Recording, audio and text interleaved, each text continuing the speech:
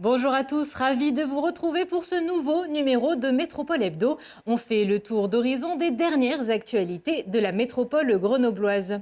Depuis le début de l'été, les communes de la métropole peuvent compter sur DOT pour la location en libre service des trottinettes et des vélos à assistance électrique. Des véhicules qui ne sont pas tout le temps traités avec le plus grand soin ou qui ont simplement besoin d'entretien ou de maintenance. Des opérations qui ont lieu dans le tout nouveau centre opérationnel métropolitain inauguré il y a peu à Échirolles. Arthur Glory.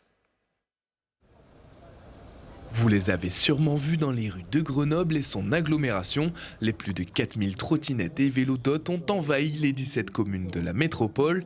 Et pour assurer la maintenance et la recharge de ces trottinettes et vélos, un entrepôt de 2000 m² reçoit chaque jour entre 30 et 40 véhicules endommagés. Freins, sonnettes, roues, chaque roulement est passé au crible.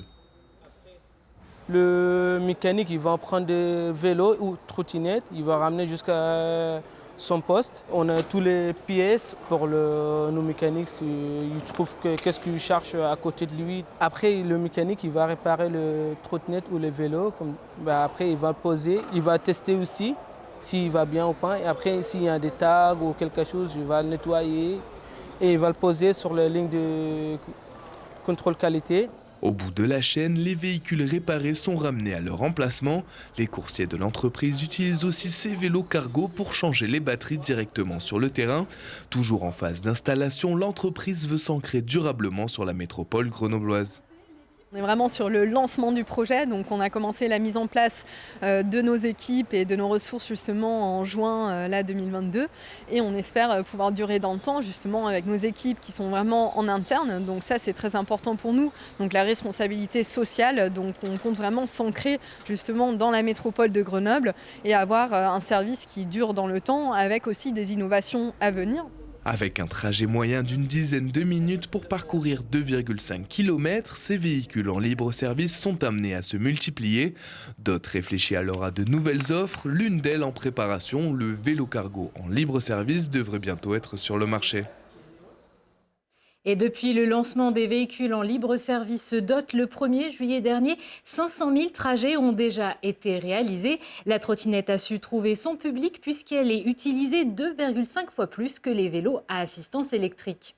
Le vélo, un mode de transport bon pour la santé et pour la planète. La planète au programme de la Fête de la Science qui, pour sa 31e édition, a pour thème principal le réchauffement climatique. Le grand public peut participer à des animations, des visites de labos, des conférences, des expos ou encore des ateliers auprès de professionnels de la recherche et de la médiation scientifique. Un événement national coordonné en Isère par la CASMAT qui se déroule jusqu'au 17 octobre prochain.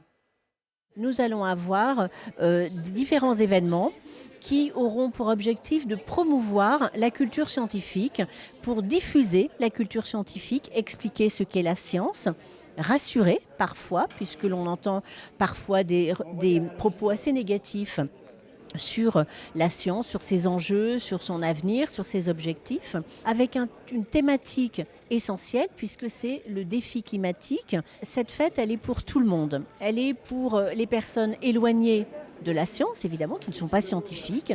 Elle est pour les personnes scientifiques qui s'intéressent à cela. Elle est pour les personnes qui ont une culture intéressée par ce sujet.